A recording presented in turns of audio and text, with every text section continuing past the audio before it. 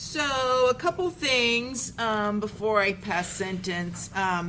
First of all, I want to commend the lawyers again. I know I did it at the close of the trial, but this was a massive case. I mean, it's by far the longest case, the most intricate case, the most difficult case that I've ever handled in almost 24 years. And I know for you all as well, it had to have been, I can't even imagine the Herculean task of all the evidence and sorting through it. And you all always conducted yourselves with the utmost professionalism. And I just want to again express my gratitude for that, how seriously everyone took the case. I never ever have to worry about any of the lawyers before me ever not abiding by the rules of professional conduct. I never have to worry about you being disrespectful to me or to witnesses or to each other. I never have to worry about the attorneys misleading me on the law. And it's rare that that happens, but when it does, and it has happened recently, it does make me very grateful for lawyers that know what they're doing and that practice with the utmost professionalism. So I do want to just thank you all for that so much.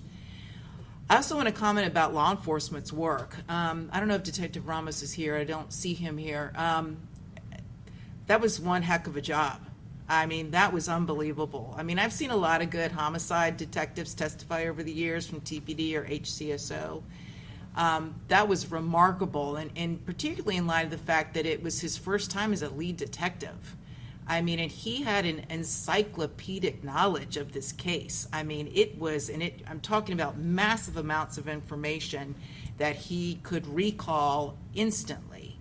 And not every law enforcement agency and not every homicide detective solves this case. Not everyone does.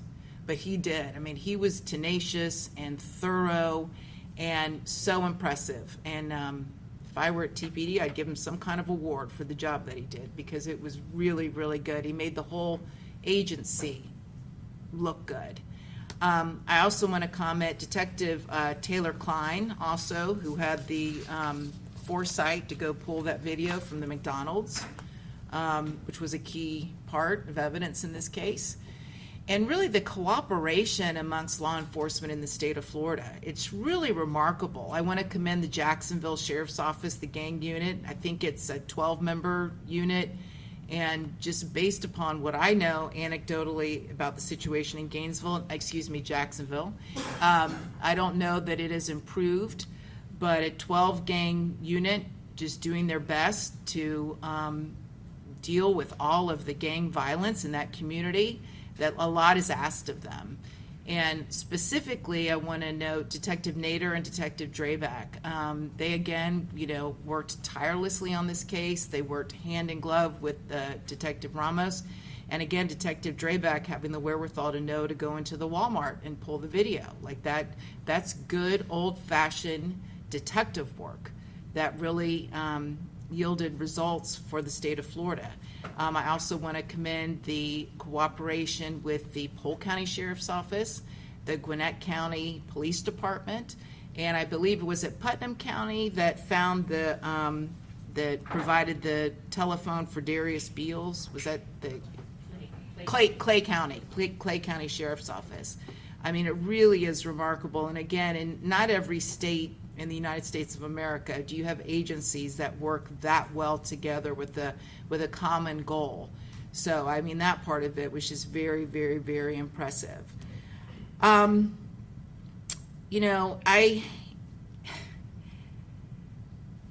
really don't know what to say about what's going on in Jacksonville again, and I don't know if it's getting better or not, but I was stunned. And when I was sitting there listening to the evidence and just the trail of dead bodies, just one young man after the next, just cut down in the prime of their lives. I mean, it's shocking. It is shocking. And I just can't believe that any community, if they're made aware of it, will stand by and put up with that. I mean, it's just tragic. And, Mr. Jones did not deserve to die for what he did, or the drill rap videos he made. But goodness gracious, going and desecrating the gravesite of a murdered relative is you don't deserve to be killed for that, but you just increased your odds that it was going to happen, and that's the truth. That is the truth. So I'm not at all, again, stating that he deserved it, but it's just shocking. It's shocking to me. And I do have great sympathy for the defendants. You all, for the most part, are young men, and some of you have children. And now, for what? For what? Now, you're looking at life in prison. And what was it for? And I really appreciate Mr. Gathright and Mr. Chance really speaking to your community. Like, these decisions that are made can have unalterable changes that you can't come back from. There's no coming back from them. You either end up dead or incarcerated for life. And I feel like, you gentlemen had much more to offer this world. You did, and you do. And so, in particular, Mr. Rashad Murphy and Davion Murphy, listen, there's no question you guys had a difficult childhood. There is no question. The hand that you were dealt from Jump Street was not the best. There is no question about that. Again, it's not an excuse, but I do acknowledge it.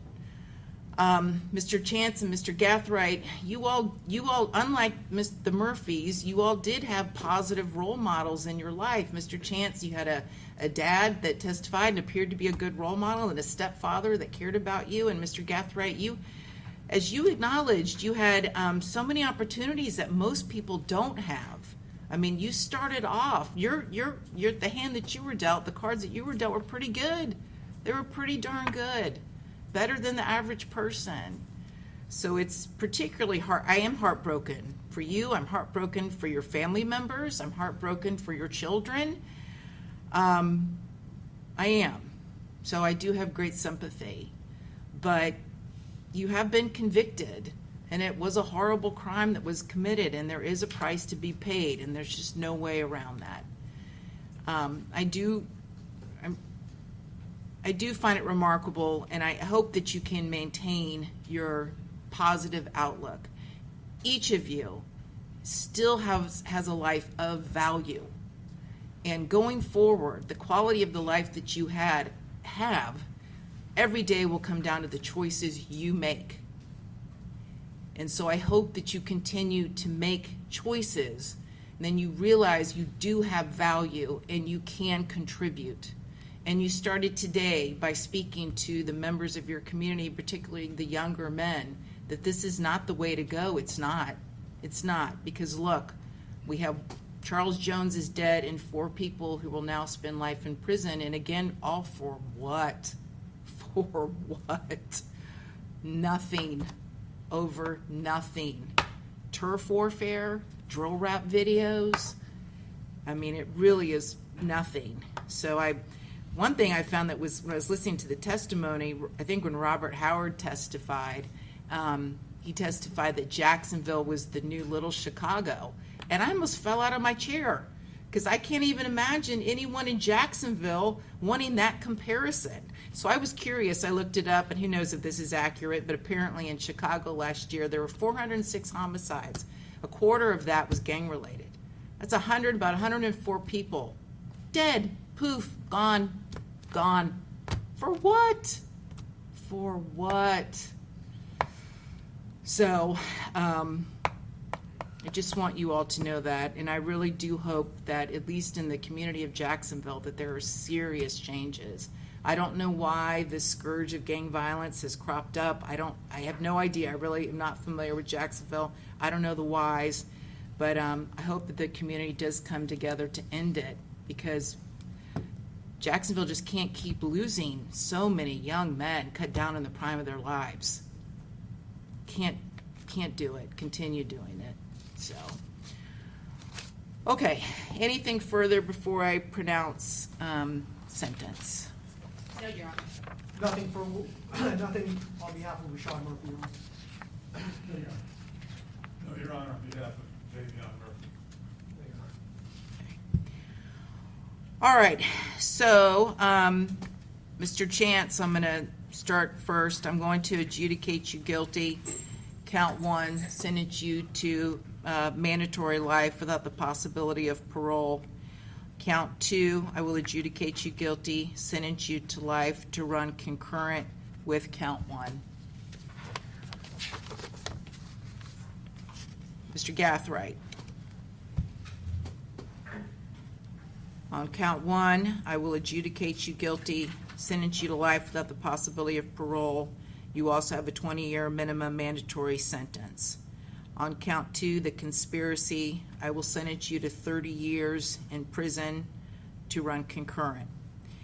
Count 3, attempted murder in the second degree, I will sentence you to 30 years Florida State Prison with a 20-year minimum mandatory sentence, again to run concurrent with all other counts. On count 4, attempted murder in the second degree, adjudicate you guilty and sentence you to 30 years prison with a 20-year minimum mandatory sentence, again to run concurrent with all other counts. Count 5, adjudicate you guilty, sentence you to 30 years Florida State Prison with a 20-year minimum mandatory sentence, again to run concurrent with all other counts. And on count 6, adjudicate you guilty, sentence you to 5 years Florida State Prison, again to run concurrent. And again, for you and Mr. Chance, giving you credit for all time served. As to Davion Murphy, Mr. Davion Murphy, I will adjudicate you guilty of first-degree premeditated murder, sentence you to life in prison without the possibility of parole, and you will have a 20-year minimum mandatory sentence as part of the life sentence. Count 2 on the conspiracy, adjudicate you guilty, sentence you to life to run concurrent. On the attempted murders, counts 3, 4, and 5, I will adjudicate you guilty of each of those, sentence you to life in prison with a 20-year minimum mandatory sentence on each, again to run concurrent with all of the other counts, and again giving you credit for all time served. And finally, Mr. Rashad Murphy, I will adjudicate you guilty of murder in the first degree, sentence you to life in prison without the possibility of parole, and you will also receive a 20-year minimum mandatory sentence. On count 2, conspiracy, adjudicate you guilty, sentence you to life in prison to run concurrent with count 1. On counts 3, 4, and 5, I will adjudicate you guilty on each of those, sentence you to life in prison. Each of those carries a 20-year minimum mandatory, again to run concurrent with all other counts, and giving you credit for all time served. All right, anything further? No, Your Honor. I do wish you gentlemen the best, I really do, to make the most of your lives going forward. And you do have 30 days to appeal the judgment and sentence of this court. All right, thank you all, we're concluded. Court's adjourned.